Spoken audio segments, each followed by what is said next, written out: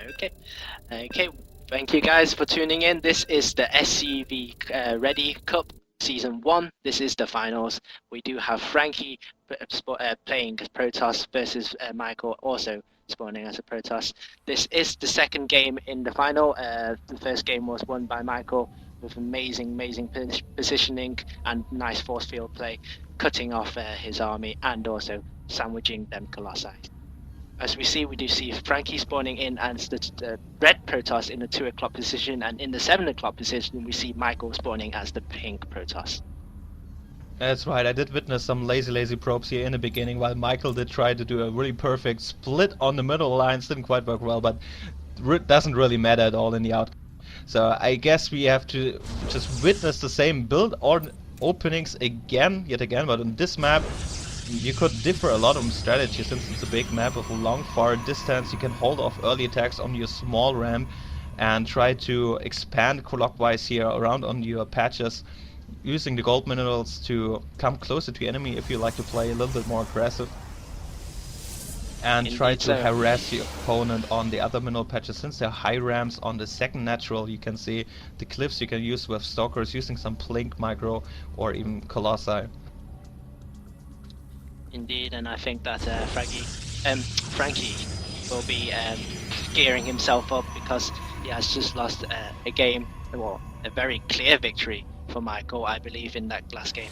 Maybe it was due to lag, but all good players do not blame their tools.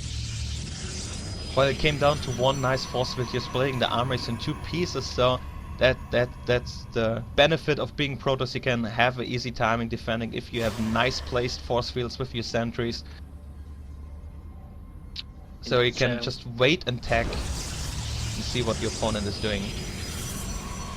As we see now, Frankie is spamming his APM up, almost reaching 200 on average. It doesn't say much about the play itself, but lots of people say that it warms up your fingers and makes your game flow up better. Well, when it comes to a lot of multitasking in the mid-late game with lots of fights here over the whole map, of course you're gonna need a high APM, but there's nothing really to do in the beginning of a match. Just clicking around, yeah, if you say so, warming up the fingers. Well, I can't blame it, I'm doing it myself. Indeed, and I think that that is a nice game on Team Liquid, which it's a multitasking custom map where you have to move your probe around whilst macroing up an army to defeat the base of the enemies. You guys should check it out. Just type in multitasking on Team Liquid and it should direct you to the custom game, which is very very nice to practice your multitasking skill as well as your macro skills. So we see also again here one warp gate, then a cybernetics core from both players. But I would like to note here, Maikel has a hidden probe in Frankie's space down there. Maybe later on can warp in a pylon to do some nice attacks here, warping in some zealots, running into the mineral line. This could be a factor in the mid game if this probe will not get scouted anytime. I think Michael has voided off Frankie's scouting probe with his chrono boosted stalker, so there will be no more scouting information for Frankie unless he decides to get observers or do anything but do a run by. Yeah, there goes the poor little probe here, getting shot down by Frankie's stalker. And both players are doing yet again about the exact same opening, getting a fast robotic facility out. But now Frankie's getting his second gate, while I see also a second gateway. No, not quite yet from Maikel, but I expect some soon. And here it is. Indeed, we do see 3 gate robo for Frankie, and I think the same or something similar, a 2 gate robo from Michael. So it's all down to that extra gateway. Maybe during a push. Oh, nope, they're both matched each other now. The 3rd gateway is going to be pushed down for Michael as well. So it's gonna be the exact build order. So it comes down to the big battle, who's gonna have the better micro, or maybe less lag here in the final fight between those two, getting the advantage over the game, or tending for a longer game, getting earlier expansion out. As you can see, that both have got the observers out. They're both heading towards each other's bases, and I think that during the last game, Frankie did lose his observer because of a good lucky observer spawn, and the stalker's just going underneath it to clear it out. Although we'll check it out. Both observers are just doing the high five in the middle. Franky is following the observer with Maikel, so he has already in mind he will try to snipe down this observer, following him, maybe sending out. There's 2 stalkers here coming, trying to kill the first observer. Can be a huge blow here in the beginning, losing 100 gas if it comes down to such a close mirror matchup. At the moment, for trying to trade off the observers, but I think that Franky will lose his because he has sent more, and I think Franky has come up below that encounter.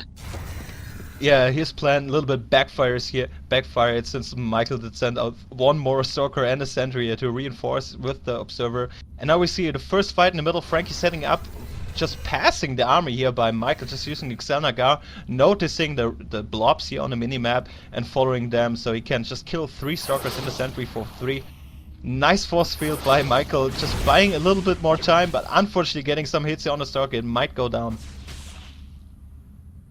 Looks like we may see a small battle here. They're both similar army size. I mean, we do have 2 immortals out for Maikel, but a few more stalkers out for Franky. When it comes down here, stalkers are faster than sentries, and that poor sentry went down here. Being the last in the train is not a good idea if you run from a big army. So he's using a force field again, getting a free stalker kill here, trying to hold off here the ram being a little bit behind, but there's still that even army count. Even so, and they're both sitting on 29 harvesters, so this mirror matchup is getting very, very, very mirror-sized. Not really. Franky did just grab his natural expansion, so we have some diversity here. So we'll play a little bit more defensive, trying to contain as best as he can. But I don't understand why he's warping in the pylon in there to warp in more units if he's not tending to play aggressive while he's expanding. I think he's just trying to hold a map position at the moment. Both armies are sitting very comfortably at the same, or roughly the same supply at the moment. So if it's a push, it's all down to micro and then force fields.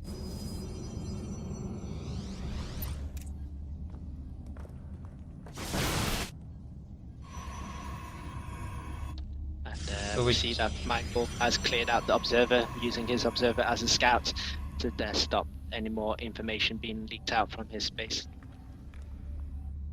So now, since Maikel is not grabbing his natural expansion, he has 400 more minerals he can put into his army, so he's a bigger army right now, and if he could push to the middle and controlling his army nicely, he could kill a lot of units here, at least the pylon, by forcing Franky back and doing a counter push on the Nexus. And if he doesn't do so any soon, he will fall back behind a lot, since Franky just saturated his mineral patches on his natural expansion, which will spike up his income a lot.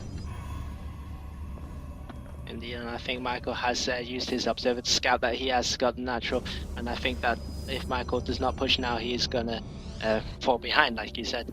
And I think he may opt to drop any more reinforcements in before doing a push. He's gonna push and also grab the Nexus at the same time.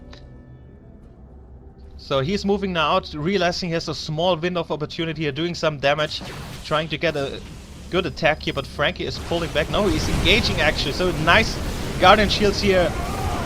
And the big fight is coming up in the middle at Xel'Naga Watchtower. Franky can use his pylon and warp in more reinforcements. A lot of immortals here being sniped down, but Maikel has way more immortals here. 3 immortals left, forcing Franky to fall back, killing him more, so he's ahead now. He has to kill the Nexus right now. He has to push or he's gonna lose.